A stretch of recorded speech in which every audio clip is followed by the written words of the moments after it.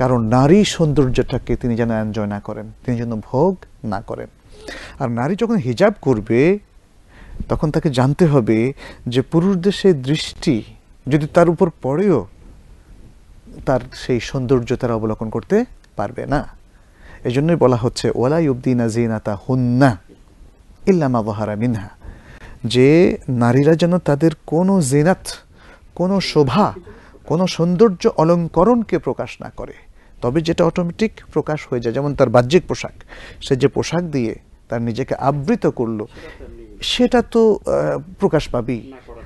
হ্যাঁ, না, একজন মানুষ, একজন মহিলা বোঝা যাচ্ছে, কিন্তু তার এই পোশাক তার প্রতি একটা সম্ভ্রম তৈরি করবে, তার প্রতি শ্রদ্ধা, বোন, মা, এইভাবেই যেন মানুষ তাকে সম্বোধন করে, সেরকম একটা সৌন্দর্য মানুষের অন্তরে ঢেলে দেবে।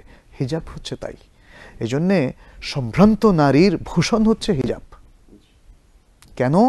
কারণ তাকে দেখে কেউ উত্তেজনা ফিল করবে না, তাকে দেখে কেউ তার শারীরিক সৌন্দর্যে আকর্ষণ বোধ করবে না, লোভাতুর দৃষ্টিতে তার দিকে তাকাবে না। বুঝতে পারছেন? সম্ভ্রান্ত নারীর এই হচ্ছে বৈশিষ্ট্য, এবং এই বৈশিষ্ট্যটা সে রক্ষা করতে পারে হিজাব দিয়ে। যাই হোক, আমাদের বোন সেটা বুঝতে পেরেছেন, এই জন্য তিনি বলেছেন যে শর্ট বোরকা এটা হচ্ছে না পরিপূর্ণভাবে হিজাব মেনটেন হলো, না আবার ওদের মতো বেশি মানে স্বল্প বসনাও হয়ে গেল। হ্যাঁ, এখন এখন হচ্ছে কি, এই ধরনের পোশাক দিয়ে দুটো উদ্দেশ্য একসাথে তিনি হয়তো রক্ষা করছেন। এক, তিনি হিজাব করছেন বলে আত্মতৃপ্তি বোধ করছেন, আবার নিজেকে আধুনিক নারী হিসাবে, যিনি একটা ফ্যাশন মানে এবং একটা আধুনিক নারী মানে একটা ভূষণ হিসাবে তিনি নিজেকে এক্সপোজ করছেন।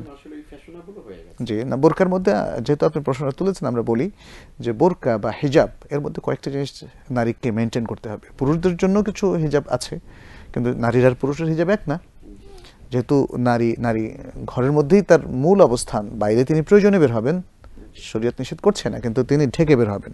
আর পুরুষের মূল অবস্থান যেহেতু বাইরে, এবং অধিকাংশ পুরুষ বাইরেই কাজ করে, ফলে তাদের জন্য নারীর হিজাব জরুরি নয়। কিন্তু পুরুষদের হিজাবের মধ্যে একটা হচ্ছে তার চোখের পর্দা, আর দ্বিতীয় হচ্ছে তিনিও কিন্তু ঢিলাঢালা পোশাক পরবেন, তিনিও উত্তেজক পোশাক পরবেন না যাতে নারীরা আকর্ষণ বোধ করতে পারে ইত্যাদি।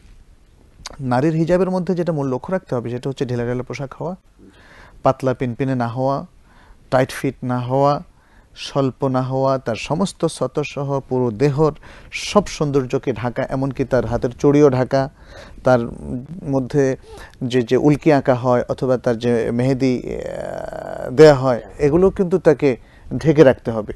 হ্যাঁ, তিনি অনেকের মতে মেয়েরা হয়তো হাতের কবজি পর্যন্ত খোলা রাখতে পারবে, কোনো মত মুখ খোলা রাখার কথা জায়েজ বলেছে, যদিও অধিকাংশ আলেমরা মেয়েদের মুখ আসলে খোলা রাখাটা ওয়াজিব বলেছেন, আর সবার মতেই মুখ ঢেকে রাখাটা উত্তম। তো সে অবস্থায় যদি কেউ হাত খোলা রাখে, ধরলাম তিনি সে মতটা পোষণ করেছেন, কিন্তু তার এখানে কোনো ডিজাইন রাখা চলবে না, মুখটা কেউ খোলা রেখেছেন, তার সেখানে মেকআপ দেওয়াটা চলবে না, কারণ মুখের মধ্যে সবচেয়ে বড় সৌন্দর্য এবং সেটা তিনি এক্সপোজ করছেন, এটা করা যাবে না। তাহলে শর্ট বোরকা, যেমন নিচে হয়তো জিন্সের প্যান্ট, এটা হবে না, এটা হবে না। এই বিষয়গুলো আমাদের খুব সাবধান থাকতে হবে। আপনি স্টাইলিস্ট হয়ে যাওয়ার পরে আপনার বোরকাটা আর হিজাবের উপকরণ থাকছে না, এটা হয়ে যাচ্ছে ওয়ান কাইন্ড অফ ফ্যাশন। বুঝতে হবে, তাতে হিজাব হয় না। আল্লাহ আমাদের সবাইকে আসলে প্রকৃত অর্থেই আমরা যেন হিজাব করতে পারি, মা বোনদেরকে আমরা সেই পরামর্শ দেবো ইনশাল্লাহ, আমরা নিজেরাও প্র্যাকটিস করবো। ভাই প্রশ্ন করেছেন যে মাহে রমজানের রোজা রেখে আমি ইনহেলার ব্যবহার করতে পারবো কিনা? জি, রামাদানে হোক অথবা রামাদানের বাইরে যে কোনো সিয়াম, রামাদানের বাইরে তো আমরা সাপ্তাহিক সিয়াম পালন করি, সোমবার, বৃহস্পতিবার, অথবা ইয়ামুল বিদ, অথবা মাসের প্রথম দিকে 3টা, শেষ দিকে 3টা ইত্যাদি। তো সেক্ষেত্রে যে কোনো সিয়ামের মধ্যেই ইনহেলার ব্যবহারের মাধ্যমে সিয়াম কিন্তু ভাঙে না, কারণ ডাক্তাররা বলেন যে এটা কোনো খাদ্য নয়, ইনহেলার কোনো খাদ্য নয়, এটা অক্সিজেন, এটা হাওয়া। তাহলে নিঃশ্বাস নাক দিয়ে যখন আমরা নিঃশ্বাস নিচ্ছি, অথবা ইভেন মুখ দিয়েও যদি নিঃশ্বাস টেনে নেই, তাহলে তো সিয়াম ভাঙে না। আর ইনহেলারের মধ্যে হয়তো কিছু উপাদান আছে যেটা হচ্ছে মেডিসিন, যে মেডিসিনটা খাদ্যের কোনো বিকল্প নয়। অতএব এই ধরনের মানে বিভ্রান্তিতে আমাদের পড়ার কোনো কারণ নেই যে ইনহেলারের মাধ্যমে সিয়াম ভঙ্গ হয়। আমরা ব্লাডের ক্ষেত্রে আমরা কি করব? ব্লাড কি আমরা দিতে পারবো বা নিতে পারবো, এই বিষয়টা? ব্লাড দেওয়ার ব্যাপারে আসলে মতামত আছে।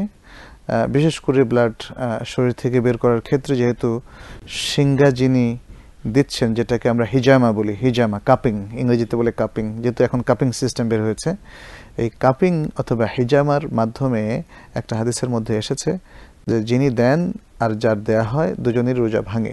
এই জন্য উলামায়ে কেরামের একদল মনে করছেন যে রক্ত শরীর থেকে বের হলেও রোজা ভাঙে, বিপুল পরিমাণে রক্ত, সামান্য একটু রক্তের কারণে না, সামান্য একটু রক্তের কারণে কারোর মতে ভাঙবে না।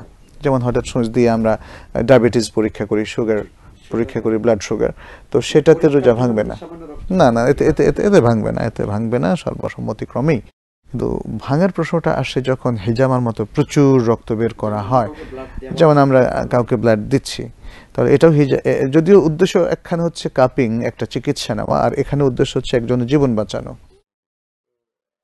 মানে একজনের শরীর থেকে বের হচ্ছে রক্ত, আরেকজনের শরীরে যাচ্ছে, তো এই দুই অবস্থায় হিজামার উপর কিয়াস করে তারা বলেছেন যে রোজা দুজনেরই ভাঙবে।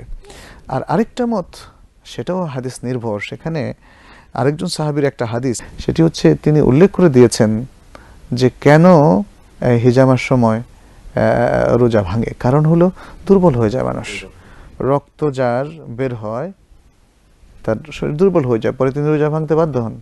এই কারণে তাতে অন্য আরেকটা মত সৃষ্টি হয়েছে যে রক্ত দিলে রোজা ভাঙে না যদি সে দুর্বল না হয়, যদি সে দুর্বল না, এই শর্তে।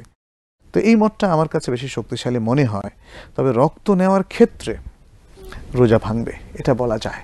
একজন লোক যখন মুমূর্ষু, তিনি তো এমনি রোগী, রক্ত কে নেয় এটা বুঝতে হবে। রক্ত যিনি নিচ্ছেন তিনি তো অসুস্থ ব্যক্তি, তিনি কেন রোজা রাখবেন? সুস্থ কোনো লোক যদি রক্ত নেয় তাহলে তার রোজা ভাঙবে। এর কারণ হচ্ছে রক্তের মধ্যে খাদ্যের উপাদান থাকে, কিন্তু কারণ আমাদের খাদ্য যখন আমরা গ্রহণ করি সেটা পরবর্তীতে রক্তে কনভার্ট হয়ে যায়। অতএব রক্ত খাদ্যের একটা বিকল্প অথবা এন্ড প্রোডাক্ট বলা যেতে পারে।